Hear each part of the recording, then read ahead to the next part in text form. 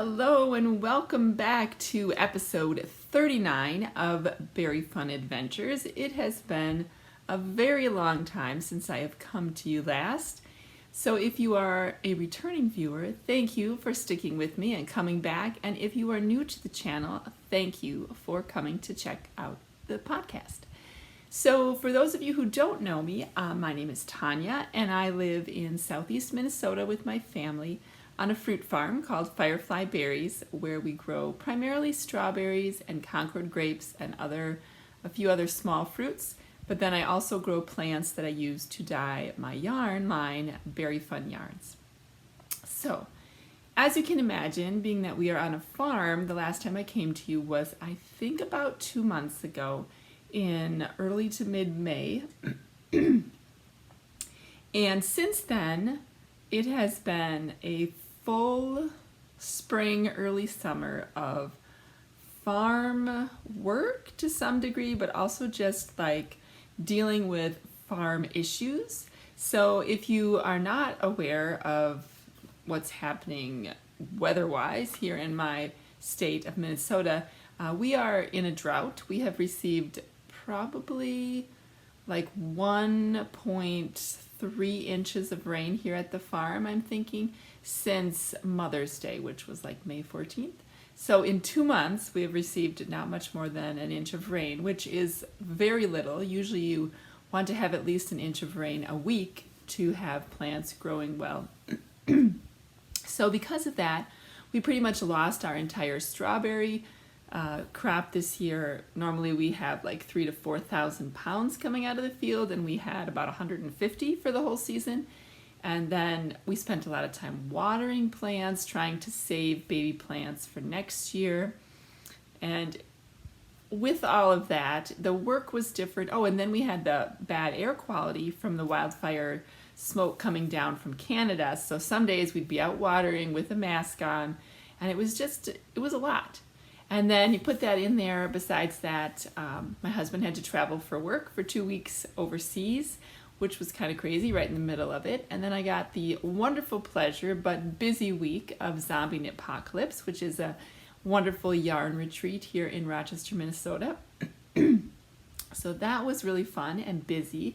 And then you add into that we were fostering 3 kittens and the mama cat in our house. And so it's just been a lot. And so I have been away from knitting a lot. I will show you what I have been working on here in a few minutes, but I have not actually been doing that much since I came to you last, but partly because of everything going on, partly because of the cats. They take a lot of my time, and probably maybe no surprise if you've been following me on Instagram, we decided to adopt one of the kittens at first, and the mama, who was previously our outdoor cat. So she's still getting used to being inside. She still is in her one room, but we now open up the door and she sometimes will come out and explore my husband and my bedroom, which is across the hall. She might walk down, she might play in the hallway, but she's still pretty nervous about everything. She's met 2 of the other 3 cats that we had, so we were up to 5 cats with adopting those 2, and then after they got spayed and neutered, we let the kittens come out to play. One of the kittens did get adopted to a wonderful knitting friend, so that's really fun. But there were 2 boys left, and one of them we were going to adopt, and the other one we were trying to find him a home, but our 1-year-old cat seems to have gotten attached to him very quickly. They play the same. They love being together. And so we just decided to keep him too. So our cat house has doubled in size since March. We now have 6 cats instead of 5. But some people think that means we're really crazy cat people, and I suppose we sort of are, because we enjoy our cats, we love our cats, we take good care of them. But one of our kitties is 13, and she pretty much spends her time in one bedroom with my son. She is, her health is kind of going downhill. She has kidney disease, and so she feels safest and most comfortable there. So she doesn't really associate with any other cats. And then our other kitty is 7, the one that doesn't play with the kittens too much, but he tolerates them. He's Maine Coon, so he's very chill, and he's sort of like, whatever, if you don't pounce at me, I won't pounce at you. And so it's been actually pretty calm as far as like cat drama. There's always a little something. But the point of this whole story is that I spent a pretty good amount of time with S'mores, that is the mama kitten, or mama cat, she's 2. And that is because I want to help her get socialized and feel comfortable. So every morning and every evening I play with her for probably a half an hour with her wand toys, and I kind of try to entice her to come closer to the door and come out in the hallway. So I visit her during the day multiple times to try to get her out of her shell. So anyway, we're making progress, but it's slow going. All that said, let's get on to the knitting, and I have some crochet today too, if you are here for that as well.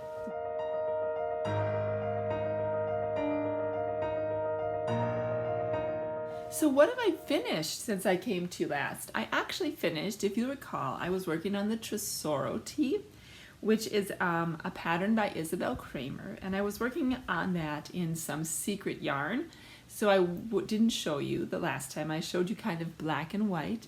The secret yarn was that I was asked to dye one of the Zombie Knitpocalypse goodie bag colorways this year. So they asked 3 dyers to each do a third of the goodie bags for yarn. And so I was given the pink. So the theme this year was sort of, we were given this picture of like hot air balloons in the sky, and the predominant colors were pink and kind of a orangey yellow and a purple. And I was assigned pink, and this is my Love You to the Moon and Back colorway. So this is how it knit up in the Tesoro tee. So it has a nice, simple short sleeves, simple raglans, raglan increases. And what I like too is there are some short rows in the back for shaping, but the collar is it's not fitted, but it's not super wide either, which I really like in a sweater. And then it has a very nice long knit one, purl one ribbing at the end. So I have worn this quite a bit actually, but yeah, that's the Tesoro tee. I recommend the pattern, and if you like this yarn, I have not yet added it to the shop. I will be adding some of my ZK yarns that I took out of our online shop when I went. I'm still slowly working my way back to getting them all back in the shop, but I do have some of that colorway, and I anticipate getting most of that stock back online by, I would say, by the end of next week. So the end of July, my family and I are going on a family vacation. So I kind of wanted to get some of that done before we left. So you can look for that. And if you follow me on Instagram, I'm Very Fun Mom over there. I will post when that is all back online. So that was the Tesoro tee. And then I made some kitten blankets. So there were 3 kittens in this family that was born on our farm that we've been fostering since April. And the plan was that we were going to keep one kitten and mama and adopt the other 2 out. So I wanted to make each of the kittens, specifically the ones that we were going to adopt out, a blanket to take with them that they were used to laying on my wool blankets, and they really liked those. And I wanted it to be something that sort of smelled like their siblings, so that it would help them to adjust in their new home. Well, anyway, long story short, as you know now, we kept 2 of them. But Reese, who is now Ada Reese, who was adopted, she did take her little blue blanket with her. But this is what they look like. They're very simple. They're just little squares. This one is Hershey's, and then this one is Graham's. So what I did is, it's all on my project page, but it is a very simple granny stripe motif. So if you go to the Lucy of Attic 24 Granny Stripes pattern, that one is in fingering weight, I did not do it in fingering weight, but the general pattern of how you do it is there. I cast on between 46 and 50, I should say I chained between 46 and 50 to start the blanket. And then what I did is I held two strands of Wool of the Andes Superwash worsted together. So like here I held, I think it's like Fjord and Celestial together. And this one, I can't remember, it was like a pink tweed. And then I think it was Mineral that I held with it. This one actually was an oops. That's how it ended up being grams, is that it is actually non-superwash. But that's okay. Since I'm keeping him, I figured I could just wash it myself by hand. But super easy. It ended up taking 4 50-gram skeins of the Wool of the Andes, which was perfect. I just crocheted until I pretty much ran out of yarn. That was kind of my plan, and it was the perfect size. So I leave kind of one of these on my bookshelf, in front of the window, or on the cat bed, or also on our regular bed. So it's sort of a cozy place for them to be. And those are really nice. Also, you know, you don't have to order. You can just make a special yarn. You could use it with scraps from a blanket that you are already working on, which is actually what I did with this. I ordered too much yarn for the temperature blanket that I will show you in my whips section. And so I knew I wasn't going to use all of these colors. And so that's where I got these from. Okay, and the last thing I finished, I actually left downstairs, so I'll just put a picture in here. And that is the Citrus Hat by Laura Treadway. And I made an adult small size using US 3 or US 5 needles. I think it was 3 for the ribbing and 5 for the rest of the hat. And I used my zebra worsted yarn, which I have, I don't know if it's listed as on sale online. I have a lot of it in my bucket for the farmer's market, but I'm discontinuing that base, so all those skeins are $20 right now. But it is 100% Peruvian Highland wool. It is non-superwash, but it makes a very nice hat. I also think it would make a very nice garment. So I used my marigold colorway for that, and I actually only used 50 grams for my hat. I think it could have been, I mean, it fits my head, but I think it could be a little bit bigger. Like, I think I would have made the adult large size if it was really for myself. It was just a sample, so I went with the kind of the middle ground size to see how big it would come out. But, you know, depending on your gauge, I did not, because it wasn't meant for a person, I did not check my gauge to see if it matched. So,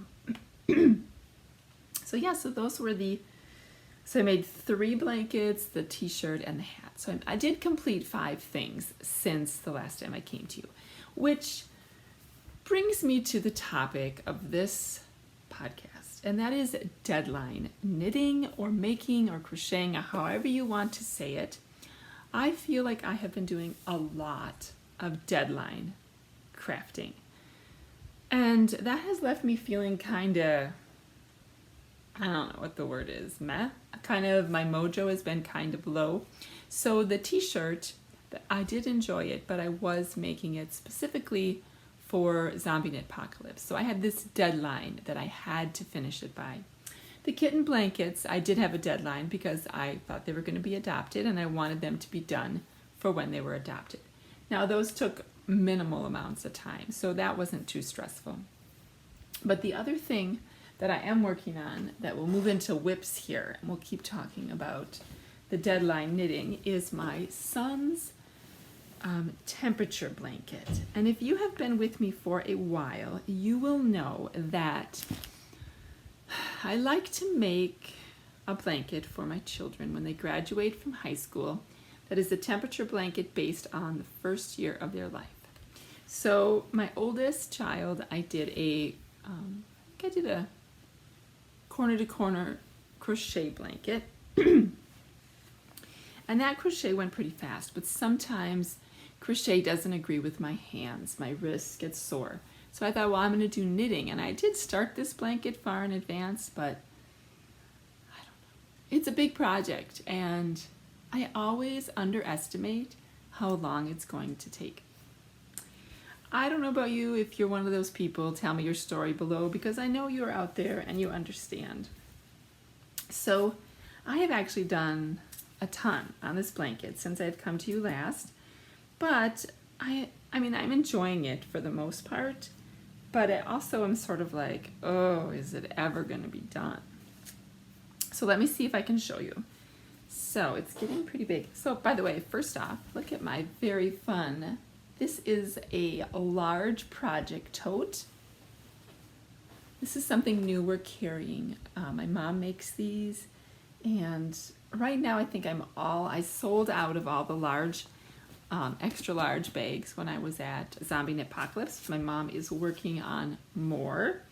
So you will see those in the months to come in the shop. But I love it. It is perfect. Look at how much yarn is in here. I don't know if you can see that. It's like a ton. It's perfect for a blanket or a sweater. It has really cool pockets inside. Anyway, excuse me, my nose is itchy. Anyway, I stole that one for me. So let's see where I am on my blanket here. Let me see if I can hold it up. So it is quite big. Let's see if I can find, here, this is where I was, way down here. So it starts,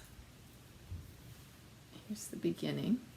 And this is the chevron baby blanket pattern by Espace Tricot.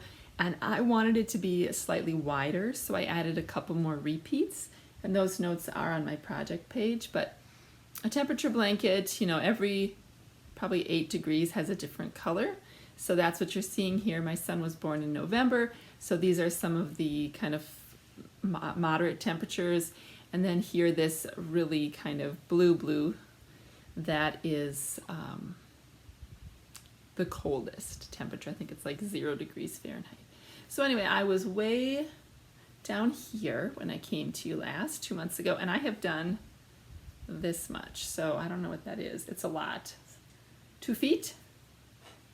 2 feet, so you can see it's kind of starting to get into, so here's kind of the medium temperatures, and now we're getting into the warmer temperatures here. So this blanket is not going to be as big as I wanted it to, mostly because, well, we'll see when I block it, but width-wise, it's not as wide. Let me see if I have my notes here. Not as wide as I thought it was going to be. Right now it's measuring 35 inches wide, and I was really hoping it was going to be closer to 50, and I don't know, maybe it's just because it's squished on the needles too. Once it relaxes, when I block it, hopefully it'll be better. So what I did is I figured out, because I was having a hard time motivating myself. Now I am behind. Today is the 20th, and I'm 5 days behind at the moment. Wah, wah. My goal was to get it done before we went on vacation, and I don't know if that's going to happen. And if it doesn't, my son already said, Mom, don't stress about it. It's not a big deal. I probably don't need a wool blanket until like October. So when you finish it, you finish it. He's such a good kid. Anyway, I have about 63 days left. So I made this chart. You see my fancy chart? I figured at the time, if I did 5 colors a day, and it took me, I did some timing, it took me 15 minutes to do 1 color, and that for 1 day, 15 minutes for a day, in the pattern to go across and back, and 4 days equaled 1 inch. So to make it the length that I was wanting, I figured out I needed to do 20 more inches, which was 80 more days. So that's kind of where I started, and I wrote down all the colors that I needed to do, and I put everything in there, and then giving myself a day of rest, I would have been able to finish it by the 29th, and we are leaving on vacation on the 30th. So I'm not sure what will happen. I don't know. Tell me what you guys think about deadline knitting. Sometimes, you know, I try not to do deadline knitting because I'm one of those people, as soon as it's required, I'm like, I don't want to do that. If I have to do that, it's not fun anymore. So I try not to do it, but it's inevitable sometimes because, you know, as knitters or crocheters, we want to make things that are thoughtful gifts for people we love, and sometimes you just have a deadline for it. And you procrastinate, or you procrastinate on something else, and it doesn't get done. So if you have any pointers for me, let me know. But I'm kind of thinking every time I finish 5 days going with, on the theme of Jasmine from the Knit More Girls, who likes to use cake, I might give myself like a little tiny mini candy bar, or I don't know, something like that. Maybe I'll change it up. But I need some sort of motivation to get through the last bit. I know it will be beautiful. And I am weaving, I'm doing the Weave and Steven method on my, can you see that? On my ends, because there are a lot of ends. But so what hopefully I'll have to do then is, because I've woven them all in as I've knit over them, once I block it, then I'll just snip it so they're all shorter. So I will save time that way. But yeah, that is the blanket. And I am making good progress. Just still have a little ways to go. I'm going to move this little stitch marker so when I come to you next, I can show you how much I did. Okay, so that was my temperature blanket. Okay, so in between, there was a time when I was trying to give myself a break from deadline knitting, which is one of the tips I would say for deadline knitting, is that allow yourself a day off if you're kind of on a tight schedule, where you can just knit whatever you want or crochet whatever you want or whatever it is that brings you joy. So I did cast on a DK weight jelly roll blanket, which is by Kay Jones, and the pattern is a fingering weight. 2, 4, 6. I was counting my stitches because I can't remember what she tells you to cast on for fingering weight, but for me, I did 16 stitches, and I'm using a US 6 needle. So this is how far I got. I've just done 3 colors, and I kind of, this right here, I faded them in because I felt like it was too contrasty between the 2 colors. I don't know if in retrospect I would do that again, but it is what it is. So, but what I'm doing is I'm using DK weight yarn or 2 strands of fingering weight held double. So these are 2 very fun yarn colors, and this is a Frankie Gray Fibers fingering weight colorway that I'm holding double. That is Jody Brown and her daughter up in Canada. So yeah, it's really simple. I just go back and forth, and I got these 8-inch ChiaoGoo double pointed needles because they're like the perfect size, and I just really like that better than having like a circular needle or a straight needle. And when I need a little break, that's what I do. I will just knit a little bit on this just to kind of clear my brain and give it a little bit of a break from all the other things that I have been doing. So that is the jelly roll blanket. And let's see. I think I've been working on a sock, a spring sock, but at the moment it appears to be MIA, which is really unfortunate because I think it is I'm almost done with 1 sock. But in the chaos of everything else going on and the kittens becoming more mobile, I cleaned to make my life better. And sometimes when I do that, I put things in a very excellent location that I don't even remember. So I think that's what I did with because it was my on-the-go knitting for a while. So we'll just save that for next time. Hopefully I will find it before I come to you again. But I do have a different pair of socks that I cast on, and this is in my Black Pearl Magic ZK 2023 goodie bag. And this that I cast on is the Heel Toe Do-Si Do socks by Kay from the Crazy Sock Lady. And I am making it in Leading Men Fiber Arts Showstopper in the Jupiter Recognize colorway. And this is a yarn that my son, Ian, who's going to college, picked out. He's the one who helps me when I do the yarn retreat. He kind of is my checkout guy in the booth. He helps me carry things and load things. He's like my booth buddy. He's done it the last 2 years, and he picked this colorway out last year. I said, why don't you go around and pick out something that you would like for a pair of socks? And this is what he picked out. And so I finally cast them on, thinking that he could use a new pair when he goes to school this year. And this, let me set this down so I don't lose the needle, is how they're turning out. This is the yarn in the cake. It's a nice, really rich yarn, and this is the pattern. So it's a real fun kind of zigzag pattern. And that's just the back stockinette there. But I like it a lot. I was a little concerned that maybe it was going to be too tight for him because there are some slip stitches in this pattern, but then I realized, you know, it does still have quite a bit of give. I was trying to knit a little looser to make sure that didn't happen, but I have made this pattern before. It's very fun. I highly recommend it. I made it for myself, and those were kind of tight. So I'm not sure if I made them, like the pattern is 3 sizes. I think it's like 56, 64, or 72 stitches. And normally I knit 60 stitches for myself.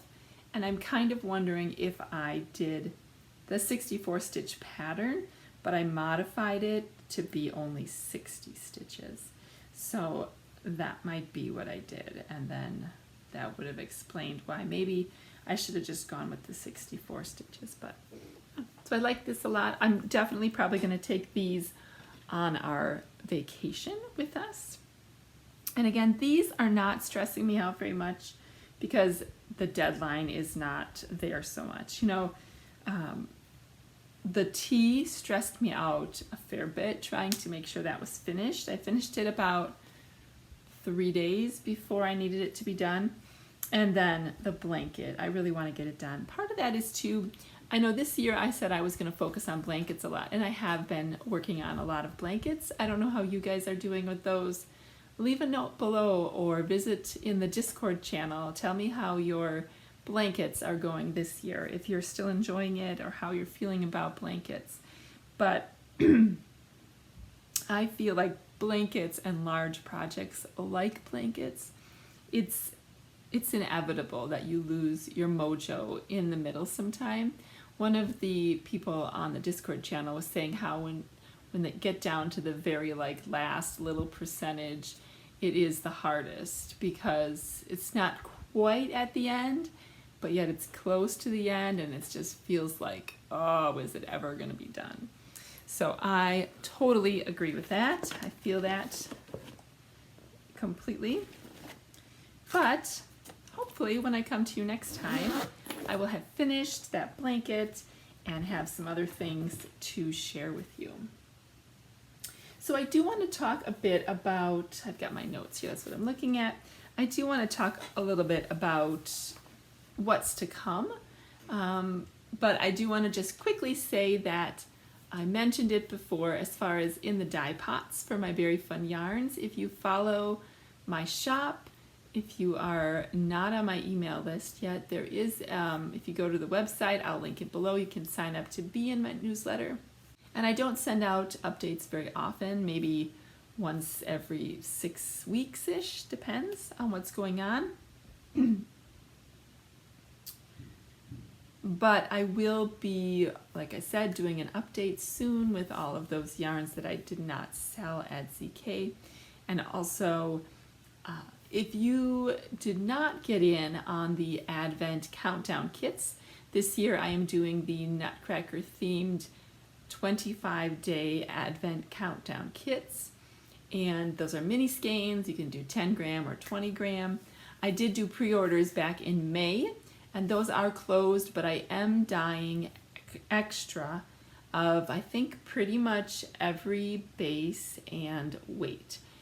That is because of how I put them in my pans. It was just easier for me to make a full pan of each instead of trying to tweak my recipe for things. So there will be more coming if you are interested in that, but I will not probably be posting them until the end of August or early September, when I am done dyeing them and I know exactly how many of each kind that I have left.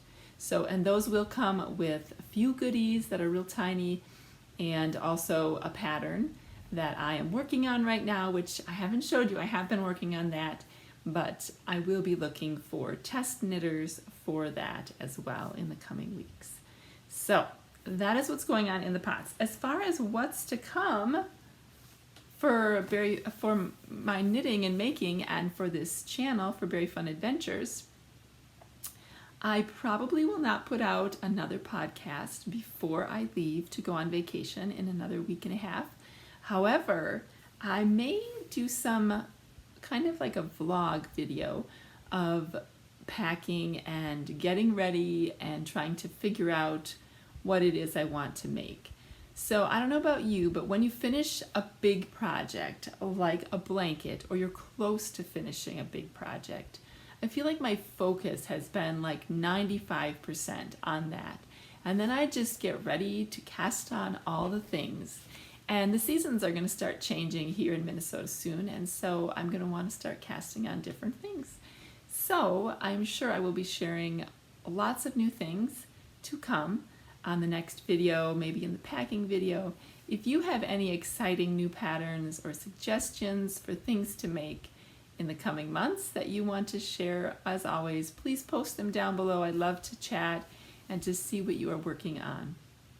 But I think that's it. Otherwise, I look forward to visiting with you all again soon, and thanks for hanging in there with my very delayed episode 39. Take care, everybody, and I'll talk to you soon. Goodbye.